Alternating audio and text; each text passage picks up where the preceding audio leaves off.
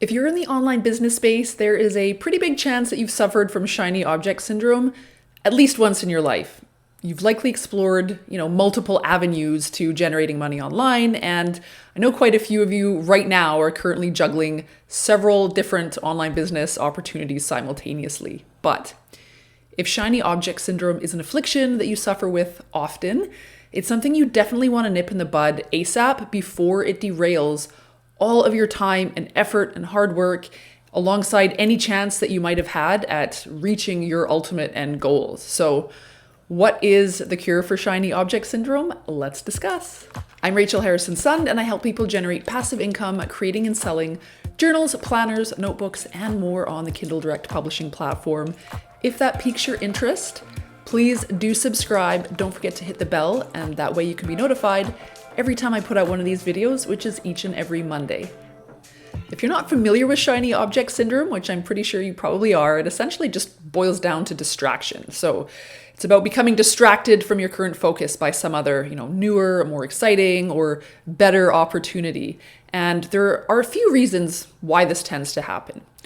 Oftentimes, when we begin a new project or, get going on a new business opportunity, we start off feeling really energized, excited, motivated.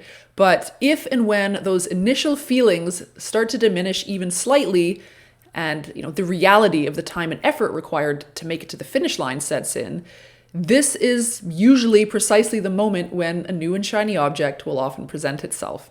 So kind of similar to when we start a new relationship. The shiny object gets us feeling excited and energized, and our mind starts to run wild with the possibilities. And in that moment, what we've already got on the go suddenly doesn't seem as appealing as it once did. And in that moment, we can kind of be apt to drop it in order to chase that new opportunity.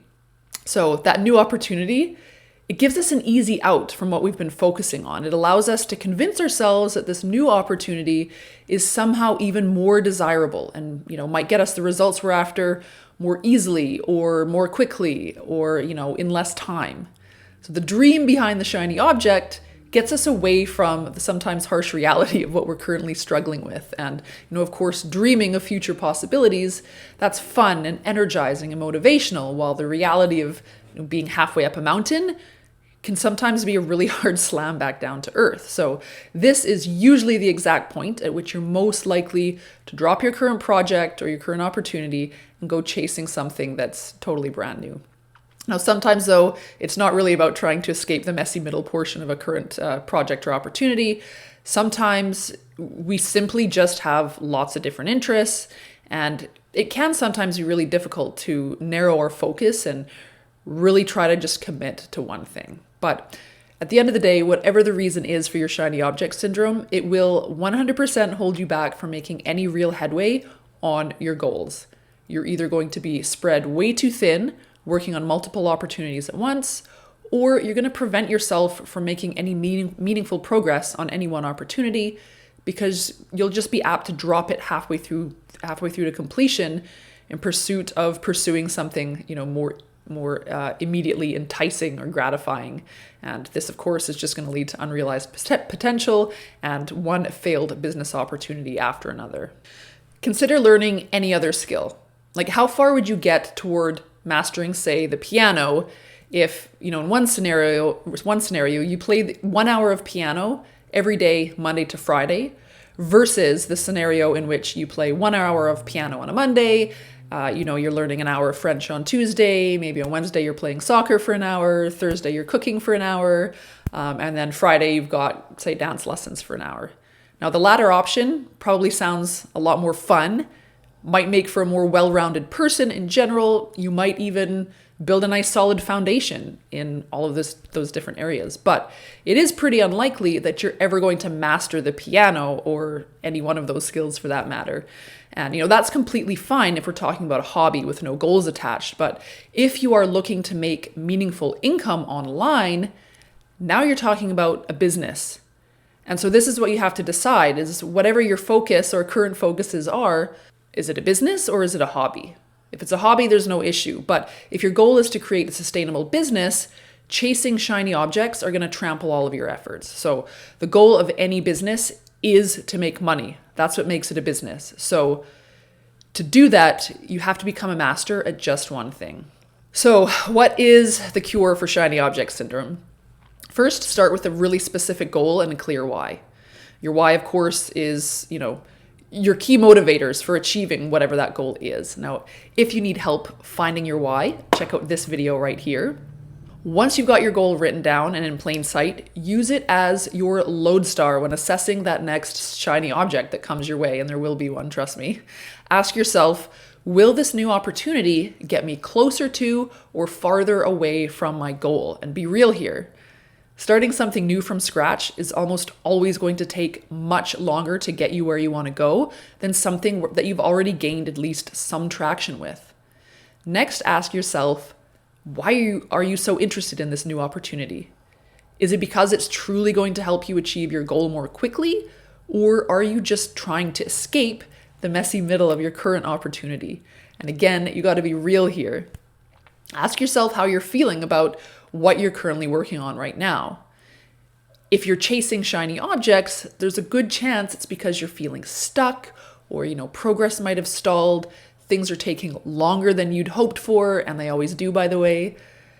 Maybe you're just not sure what to do next, etc., etc. If this is how you're feeling, it's probably a better use of your time to seek out help so that you can get to the next level and not lose all of the hard work that you've already put in.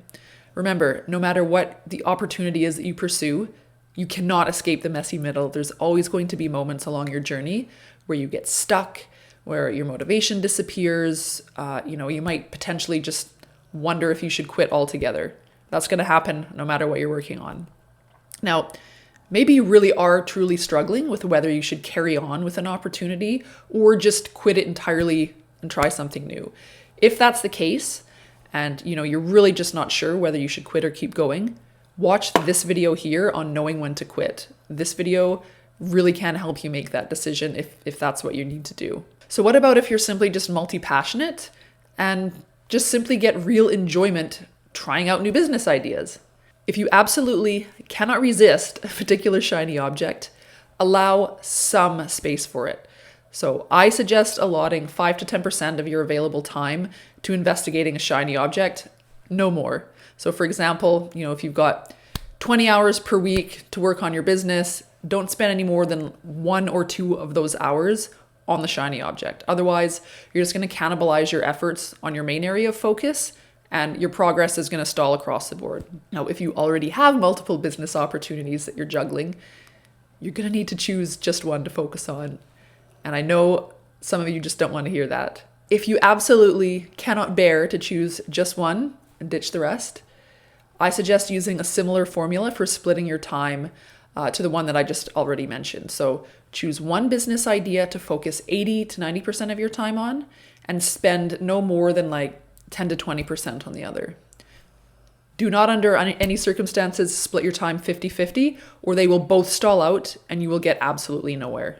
Another action step is to create a follow-through plan whenever you pursue a new opportunity. So set a goal, create a loose timeline, and then outline the terms for deciding if and when to stop pursuing the opportunity. So doing this, it's going to help to keep you accountable and help prevent you from dropping what you've currently been pursuing in favor of something new, because you've already decided the terms under which you're going to allow yourself to drop it.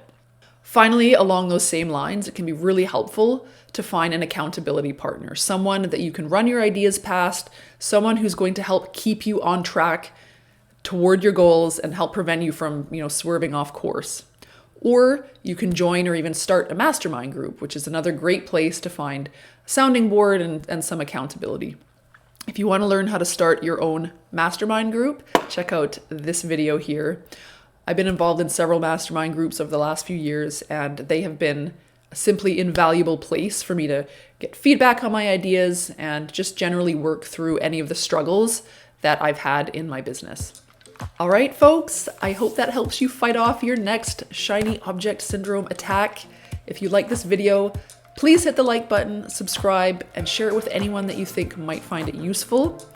And if you'd like to learn more about low content publishing, one of the most effective passive income generating opportunities that exists right now, please download my free guide, 3 steps to publishing your first low content book in less than a day. I have left a link to that down in the description below, along with links to all the other videos I mentioned in this video. Thank you so much for watching, and I will see you next time. Bye.